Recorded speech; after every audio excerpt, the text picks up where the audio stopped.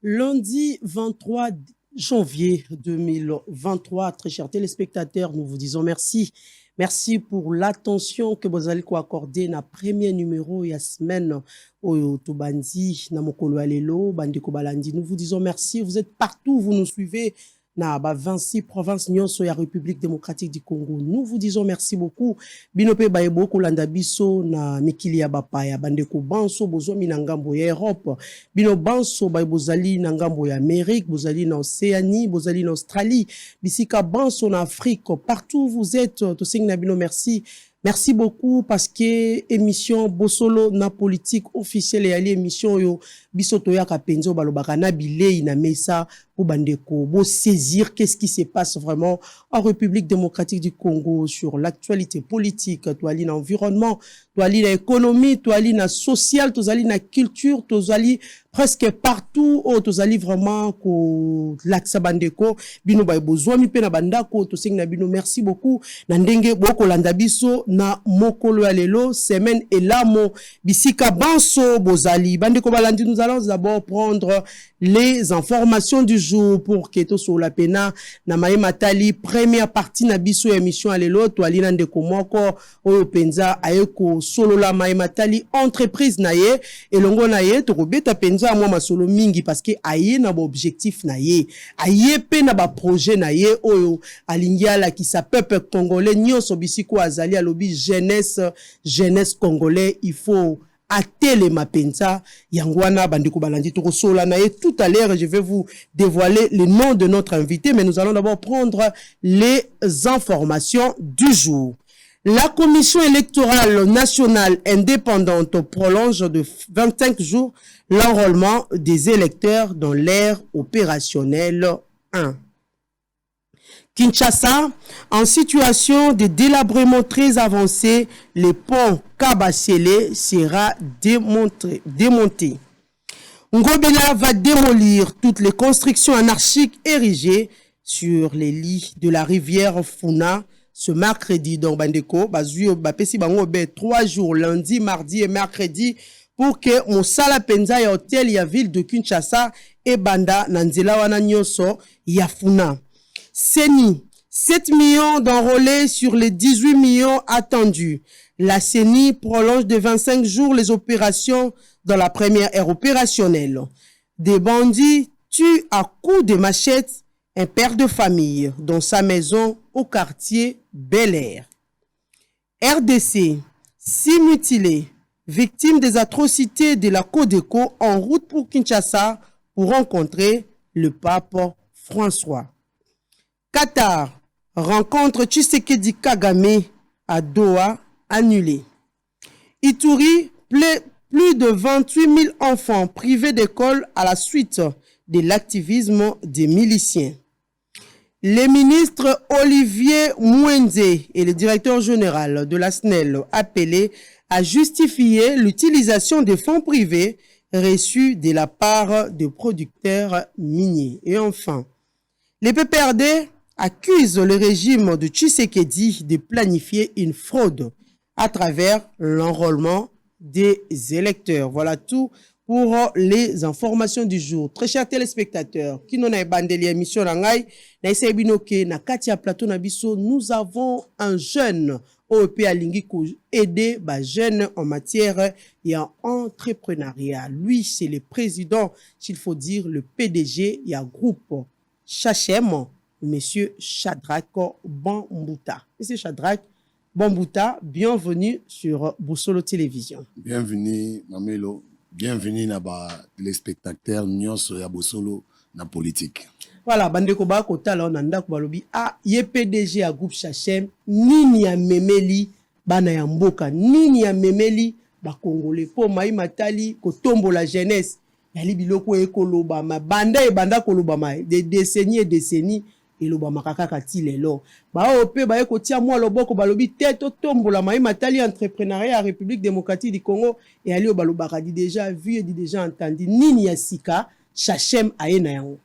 Chachem eza groupe oyo esalami na bandeko mwa mingi ba chef d'entreprise elongo na ngai to kanisi toza na souci ya mboka na biso mais tovandaka libanda ya mboka bandeko mingi yango ya wapi toza neti na moko aza conseiller na biso oyo eza honorable Pacho Panda aconseillaki biso na matière ya agriculture tozwaki yango note na kati ya groupe Chachem oyo topesa baplan nini toza nango mpona matière ya agriculture. Alors na réflexion na PDG ya groupe Chachem to raisonnaki makambo mwa mingi mpona mboka na biso poso otali na Congo toza na ba oyo baza bato bozwi ya likolo toza na bato baza na bozwi te baza na mabele donc tona katikati nango fa toza na classe moyenne toza nango te. Alors exacté poso totali toza na soit na Congo oza nango ebele soit oza nango te otikali na se. Alors na katikati fa toza na bato oyo baza na mwa moyen po ba équilibrer na bato baza nango ba équilibrer pe na bato baza nango te. Alors groupe Chachem baza na souci po parmi groupe Chachem bana ya bato baza nango te pe baza nango bazui na nzela ya koluka na makasi na bango bazui babi na mukyo tozui toko ko créer pe loko toko pe ko sangana na bato baza nango na bato pe baza nango te to créer misala na mbele ya mokonza mboka ndenga lobaki ya bibozonga bino bato botangi libanda mboka bino bato bozui mwa maele toko ko ignorer te bato pe baza na mboka baza pe maele mais za na bato musu baza na mboka baza maele mais baza peut-être na outil ya kosalela musala te ya maele na bango. Alors biso tobi non pourquoi pas toko ko to sangana biso nyotu to tonga mboka po mboka batonga ngo na mutu moko te mboka batonga ngo na kanda te na polémique te na eloko te faut to vanda na jeunesse quel est avenir ya jeunesse ya biso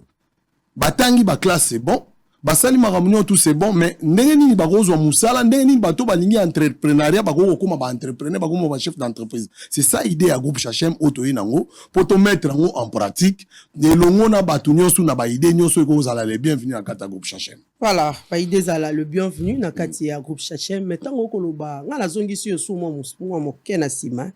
ai matali classe moyenne tango koloba classe moyenne des caractéristiques nini oyo kopesa na classe moyenne faut ezala peut-être na niveau nini parce que quelqu'un qui s'est dit le matin il y a l'argent frais scolaires ya bana il y a quelque chose pour la maison il a un véhicule il loue quelque part ayebi comment payer dans cette maison il s'est dit peut-être qu'il se retrouve dans cette classe mamelo za na mboka il faut classe ngo ezala vraiment na niveau mamelo oza moto ayebi atangi mingi oyebi oza mamelo sala investigation bosolo eza chaîne oyo sala investigation bosolo aza mieux placé ayebisa biso so na Congo toza na classe moyenne ou bien to na ngote aza pe mieux placé parce que place toza na classe moyenne et ko équilibrer to remona on a misu to remona on a misu par exemple les gens nous suivent maman peut-être déjà à niveau intelligence makasi te faut expliquer classe moyenne tant lorsque tant tozo ba classe moyenne ezana bato bazana katikati o bazana possibilité ya kozwa bato musu bazana semisala bazana possibilité ya kosunga bato mususu bazatena baza mingite lorsque tant nombre eza muke to mona omba mo eza na absence ba image kuto eko bima na province mwana ko wele la camion ba ina pas azui jeep azui nyoso ba ici pe na individualité non individualité na ensemble eza différent pour na réussite photo zala ebele pour ko réussir batu ba pour so tobi na classe toza na moyenne tant totanga na classe faut zo moyenne moko boye poleka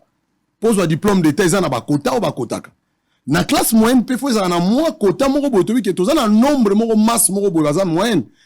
na pauvreté toyebi Congo ne toza na bato baza na ngote baza ebele toyebi pe nambu ya mwa bato ndambu baza na bomengo baza mukie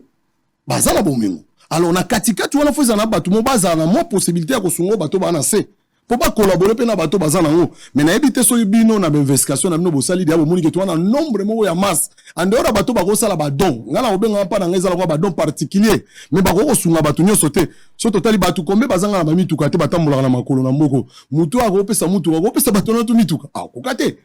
mais sur une classe moyenne eza mutu wana ko zala mituka ko sunga bato bazana se ko sunga bato nyoso c'est ça objectif na biso to na posa biso to recréer yango ka biso moko te mais ensemble il y a peuple congolais ensemble ya bato baza bakonzi ya mboka toko ko réfléchir ensemble ndenge ni toko ko pesa bato misala pour to créer classe moyenne na katikati ozara na Congo ozara na mboko na uti ba mboka mwa mingi na tamol na ba province soko tali pasio eza na mboka na biso eza makasi bato balobaka bazoloba makamususu mais total la pasio tozana ngo naza mwana fonctionnaire na yebi pasi na yebi yango papa nanga azaki fonctionnaire na mboko toyebi pasi nini bana ba fonctionnaire bazana ngo siko soki fonctionnaire azana na pasi et bongo siko tozwa bana ba soda tozwa bana ya bato batata na bango baza na misala te baglucutaire oyo bazaka na basuka ya bamboka pasi ezali mais pasi wana po tolonga ngo na etandi ya mboka na bomengo toza nango na misala eza ebele nano esalama te po kongo eza nanu toloba vierge eza na misala ebele eza nanu na se toza na se tokoki kosala mingi na mbozwi ya moke na baposibilité mike on peut créer l'emploi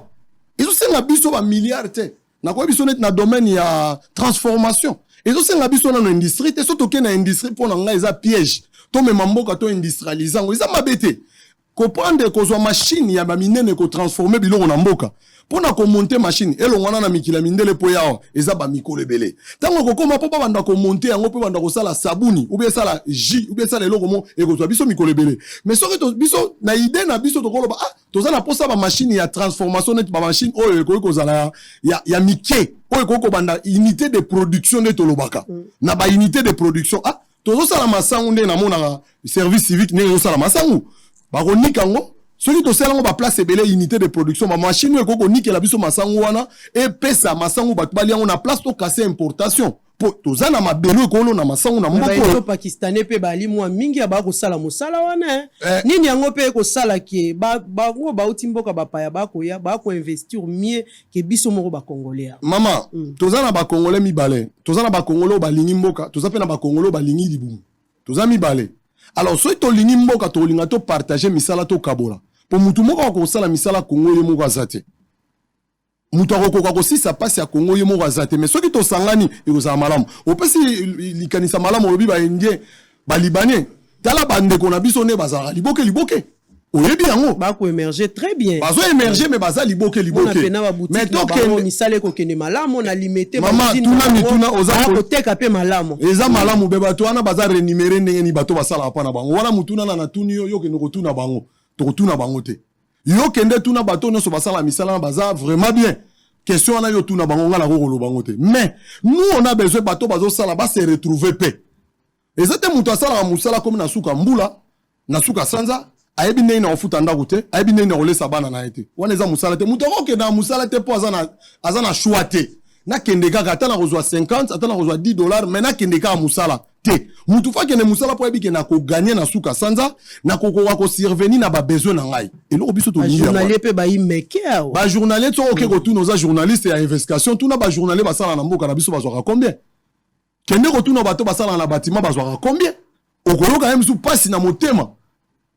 mais toza na pona wana te mais biso tolingi na bakonzi na biso tolobelaka makambo politique te ya kowela bibonga bani totala mpe pasi ya bato baza na pasi tosangana toyeba qu'est-ce qu'on doit faire parce que mokonzi ya mboka azoloba entrepreneuriat c'est bien ndenge alobeli yango alobeli biso nyonso apesi mbela mokonzi ya mboka akokita na ebonga place ata ya bana kolakisa bino bokolona bokosala mais biso so tozwi mbela wana biso tosangani lokola moto moko eloko ezoboma biso na mboka na biso eza nini on n'arrive pas à travailler ensemble pour l'intérêt de la nation. Tozokoka ko sangana te to sala misala elongo. Soki mama mamelo nongo za boba no sala mosala mo pona mboka, ngala kozwa position ya ko ezala eza pona intérêt mboka, nga etalinga te fona banda kolobelo nga mabe. Na koluka place mona comme opposant na place na ko comme opposante. Yebisanga so yozolo na bilanga na ko comme opposant bilanga. Ko bilanga ne kolesa ba congolais. Soki lelo bandi ko soudé, bandi ko sali centre de formation pour former bato ba banda soudé. Na ko comme opposant na yo nako comme opposant no te poser l'intérêt à mboka eloko nyonso ezaka pona intérêt à mboka bato nyonso fo baza na sima nango baapuya yango bako critiquer yango te eloko malamu yango na tozala na posa toko tika misala nyonso te ke na bapaya te fo misala musu ezala pona biso bana mboka to bunda to tombola mboka na biso yebisanga ke indien ou bien libanais ko linga mboka kongo ko lekanga mo congolais na ndimi yango te nazaka na mikila poto to santaka manquement ya mboka na biso soko ke na libanda ya mboka ko comprendre que mboka na bino eza mboka na bino na tambo banana na Kinshasa na tambo na Kinshasa je me sens fier à cause la congolais nazoke lenga cause na mboka nanga na lia na mela te na yebi ke naza na mboka nanga mboka no eza mboka no eza na Congo mi balete bangi risque wana te ya ko investir na kati ya Congo to yebi ke système ya mboka na biso ndenge ezali ezo permettre biso te bana mboka to fuluka mais tu ko expliquer tu ko solana ba konzi ba sunga biso poto fuluka pour ceux qui to fuluki to ko tonga mboka yebi sanga sungi yango bandi ko senga lelo te bon qu'est-ce qu'il faut sungi yango to senga ka mbongo te ngala bandi pe ko senga yango lelo to za na posa mbongo kaka te li sungi ya ba konza mboka ezaka ba pesa biso mbongo te accompagnement ya ba konza mboka ba ke oke ko londa bilanga bilanga nezo senga nini ezo senga même sous na administration na biso facilité ya ba mikanda mususu nazala posa na lona bilanga na tiki mukanda même sous na ministère agriculture ba bisinga non en tout cas lobby yaka kozwa ba spero ba ko sunga yo mabelo yo ezako na makabo eko na wawe eko ça accompagnement za la malamu na kuta ozo sala Chachem a osa déjà ko sala kobimisa ba pension yo kobimisa tout à l'heure au kepe na ministère agriculture avant toi na mboka boy ko respecter procédure to rolo ba tête ba boy ko respecter bazana ba procédure ya mabele tant tozolo ba ke emsu ezana moi lolenge ya malembe malembe to kolo ba yango to avant na mboka oyo na komela batu ebele ba mikonzi ebele projet ya Chachem na tindango même na présence de la République na tindango partout pour na nini ngala ko na idée ya moke to ko développer ensemble et ya no ya la tête lelo bon et ya no ko za la mena hauteur ya obiso peut-être to ko lingate yo lingi bati yango lolenge kanyi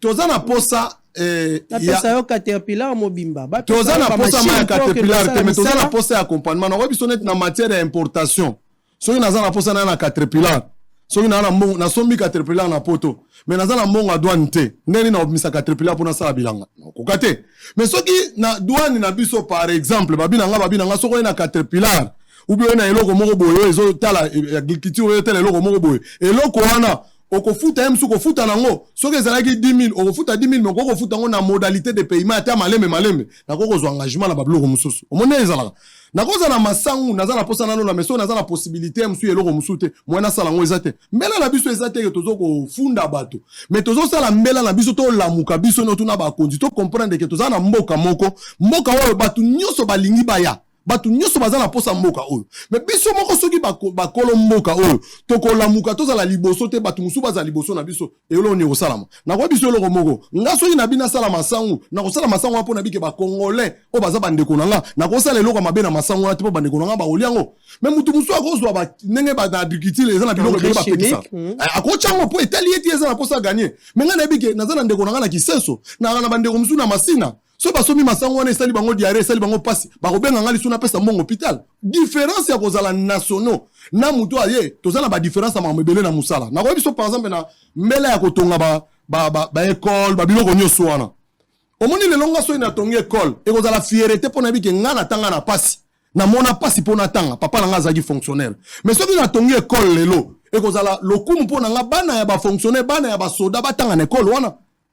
na kwa kozwa mais esengo kozala pe fierté mo ba eko tala eloko mo mwana moko ya fonctionnaire mo mwana ya pasi pe atongi eloko pona bandeko ne ya bato ya pasi na bitu so comprendre nga pona yebi pasi ya bato wana yango na kolobela bango quand même parce que mutu yebi pasi ya bato ya pasi ta kolobela pasi te mutu akufela mutu nde ayebi pasi ya bato bakufa tango ayeko delisa yo akoloba non en tout cas vraiment nga pe nakufela ki papa zala na kimi na yebi kezala pasi mutu yebi pasi ya baninga yango biso na Chachem to yebi pasi toza batu oyo teke baza nango kaka toza bato pe to luki na motoki mwa mukio toza nango to ngitolo bateke Chachem aza na nyonso Chachem aza na nyonso te mais Chachem aza na ba idée aza na mwa ndamu mukio aza nango soki batu bakoya to sangana to pesa na maboko to ko sungana ko biso par exemple na entrepreneuriat toza na babilengo baza na posa ya kolonga toza na ba jeune architecte toza na ba ingénieur à construction to la babilengo baza mingi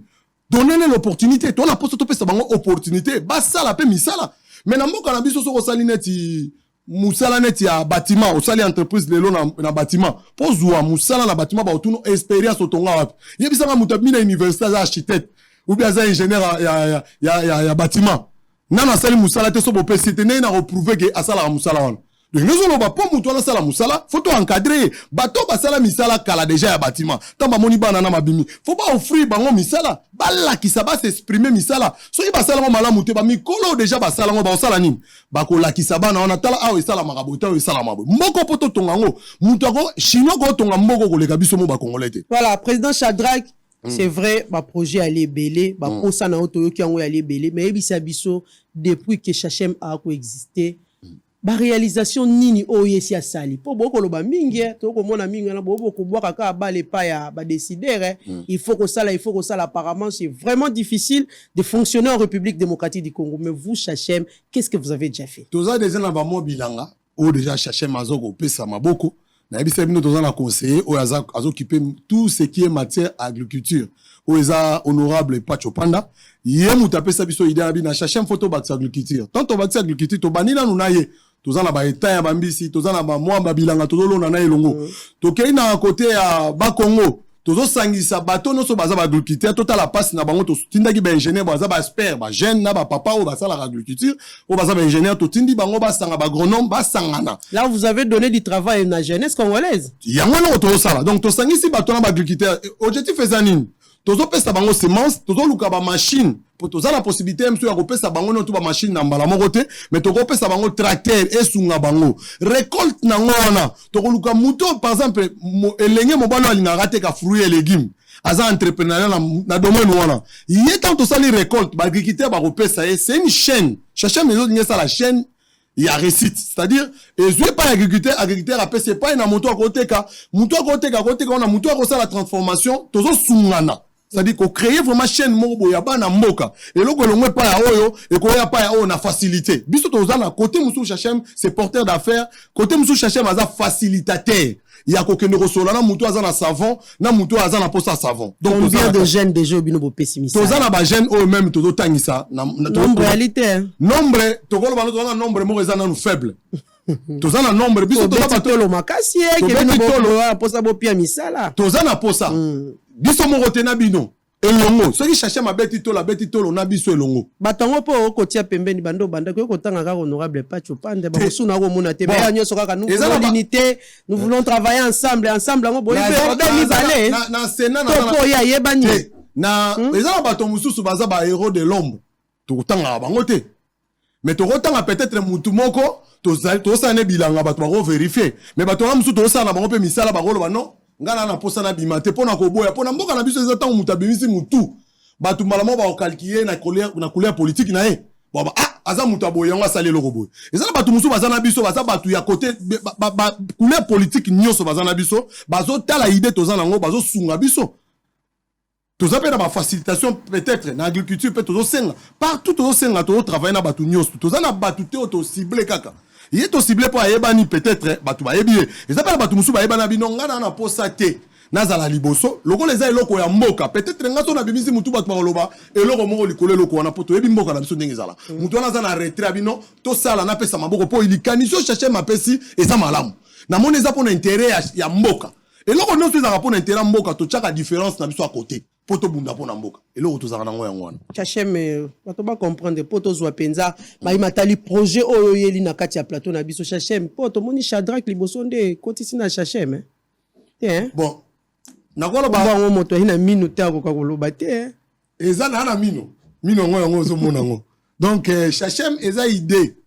comment na Shadrack aza mwana awuti na classe awuti na passe awuti na makambo ebele abundi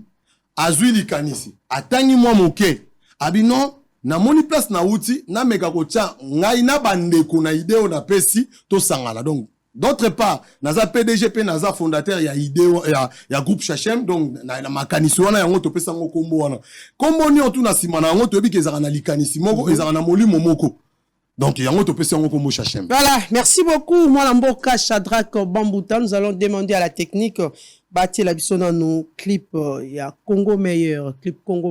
oyo bandeko Chachem basili ko réaliser tomoni balobi bali deux jeunes artistes pour toujours dans le cadre européen sa penza misala na jeunesse congolaise babi deux jeunes artistes nde basali penza ki clip wana to éviter to découvrir ensemble avec vous mais balobi ali clip et FRDC mingi mapinga nde balobeli na kati. Nous allons découvrir ensemble avec vous et puis nous allons revenir tout juste après. Ben voilà, merci beaucoup à la technique nandenge bauti ko balancer biso clip Congo meilleur, je sais pas, le clip est dédié na FRDC, le clip est dédié na président de la République ou comment, parce que déjà voir comme ça tout le monde, en tout cas ba musicien s'il faut dire, balati tenir à ba mapinga na biso. Et nous avons aussi vu la tenue à joueur léopard. Moi, on a la tenue à la s'il faut dire Varese, il y a joueur léopard. Mais dans la chanson, Tobeta Bunagana, dans la chanson, Fati Beton, Chilombo Wetu. Je sais pas, explique un peu les Congolais. C'est quoi le message d'abord? Message, il y a clip Oyo, ton message, il y a Nzembo Oyo. Et ça qui pour nous encourager, déjà, chef de l'État, Aza, Soda Liboso, Yamboka, tu es bien.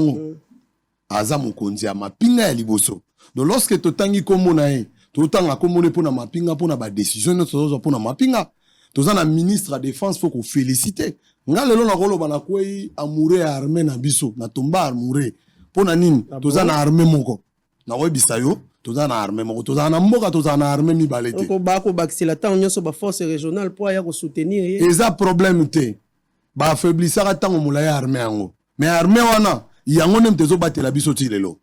na ndenge kaka zane wana za papa na yo ata bakati eloko biso moko to ko ndima ke yenda ko batela wana isoko ba Kenya ba yo ba Soudanais ba yo force régionale à EAC ya lobi na yo tozanga na famille tozanga na batata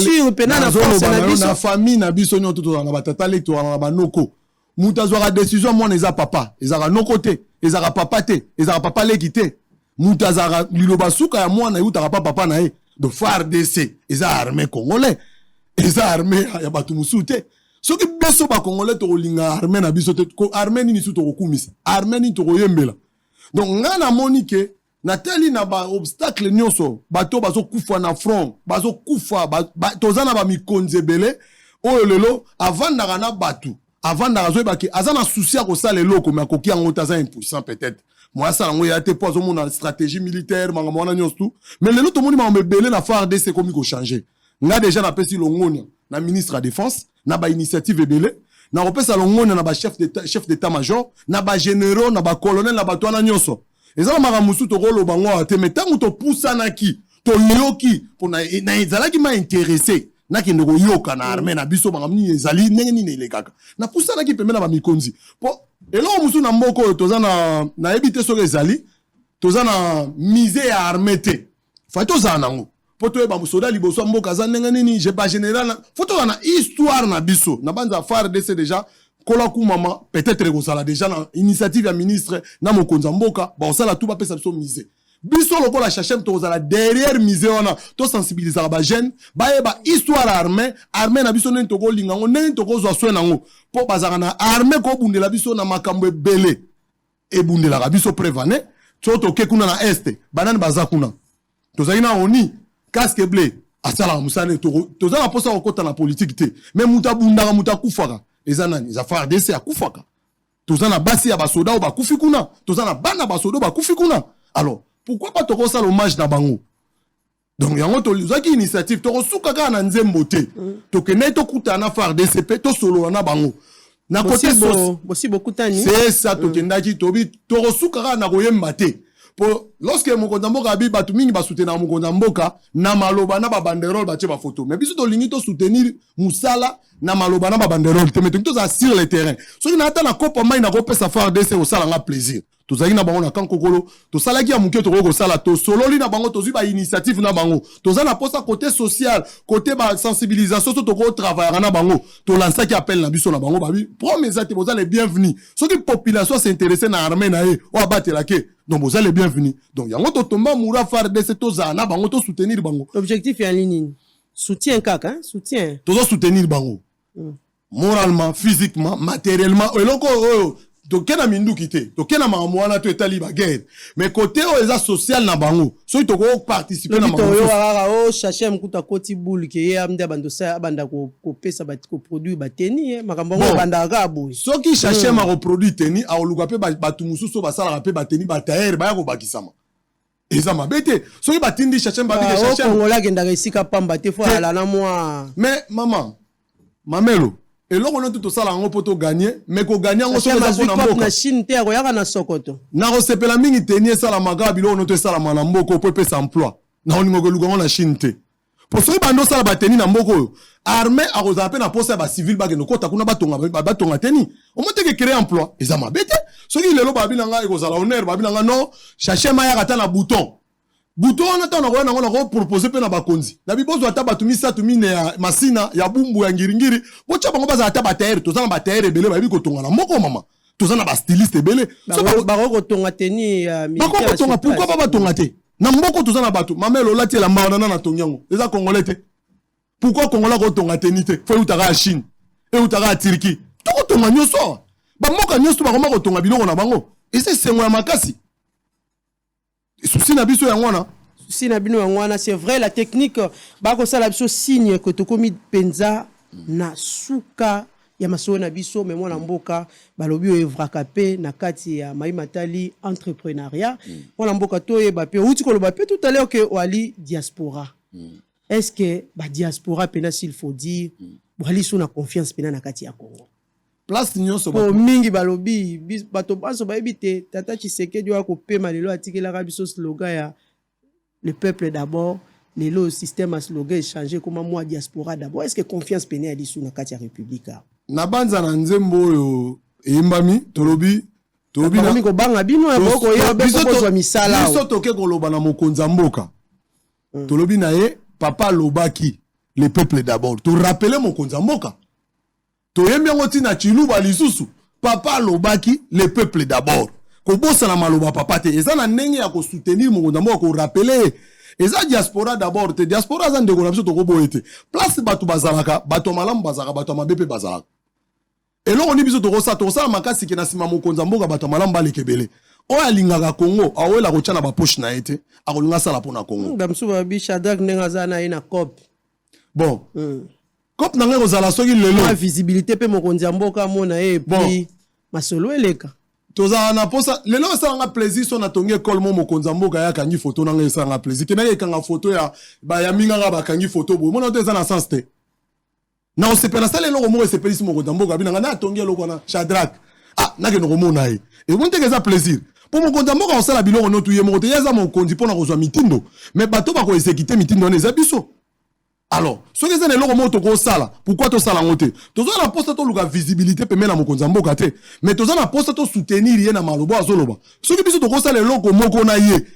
Et ko sala biso plaisir, mais eza ngolo bateke ba diaspora nyonso bazwa na Congo, bazwa ka po bazwa bacha na poche. Eza pe na bato to ebike na diaspora nga na tiki, baza na poste ba longwa na poto ba ya ko vanda libela na moko. Po ba lembe poto. Tozo ba mikolo na biso net bato bazui retraite na poto baza ba ingénieur bazé belé to na poto ba kongola maele bazé belé mama na zo bisao o ba koko sunga pe ba ko sala pe misana na moko ba na posa bazonga e bato mingi ba la condition ko zonga ndenge nini na ko zonga na ko sala nini na ko sala ndenge nini tango condition ezabi ke na ko sala musala mona no zota 10 francs na ko sunga mboka na musala wana na ko sisi la mbula bomo inanga not na kende na ngona mboka et on sala plaisir. Mais ça peine à bateau pe bayaka pona lo meya bacha na poche na bango wana etali bango etali congolais pa lingaka mingi lisolo ya microfinancement yo bena ba théorie oye ko sunga population bena théorie yango na biso microfinancement te yango na biso benzi eloko akepe na lobangi na robanda ye pe masolo ya neti entrepreneuriat na ebisaki yo toza na poso to lancer entrepreneuriat na baza eza kutu bolamu malamu pona bosolo boza bato bosolo boza na entrepreneuriat bolobelaka entrepreneuriat lorsque chasse mazo banda musala entrepreneuriat bandobenga bosolo po bosolo assister biso po tokozwa ba jeune entrepreneur totali projet ya moko na moko yo lingo sala ngala ngana sala mai ngala ngana sala nguba biso tokozwa makanisi na biso topesa mutu mbongo na maboko te mais tokozwa matériel ko sunga ye asala musala wana mais tokotika ye na ebale te mais toko accompagner ye totala musala ndeni ko bota musala musuna simana. Voilà, merci beaucoup président Shadrack Bambuta. Je rappelle encore na ba téléspectateurs qu'il est président du groupe Chachem. Où ils ont un objectif de création la classe moyenne dans la République démocratique du Congo. Nous vous disons merci beaucoup. Merci à vous aussi. Voilà, merci beaucoup aussi à vous, notre chers téléspectateurs, pour la première partie de cette émission. Nous demandons à la technique s'il peut nous balancer quelques éléments prévus pour que tout soit vraiment deuxième partie de l'émission. Toi, na bande komi balé autour de son bango, Mai Matali politique et la République démocratique du Congo.